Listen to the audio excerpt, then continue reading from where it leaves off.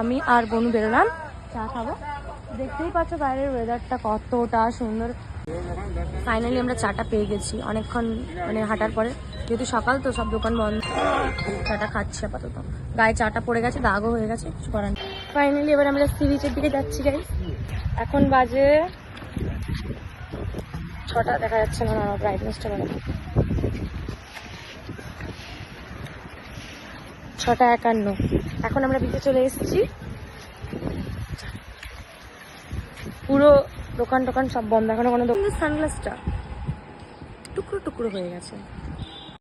এরপর আমরা গেছিলাম ওল্ড দীঘা অটোতে করে, যাই হোক বেশ সুন্দরভাবে গিয়েছিলাম। তারপরে আমরা ওখানে যেতে যেতে জগন্নাথ দেবের মন্দিরটা দেখলাম, যেটা অক্ষয় তৃতীয়ার দিন উদ্বোধন হলো, বাট ভেতরে ঢোকার সৌভাগ্য হয়নি।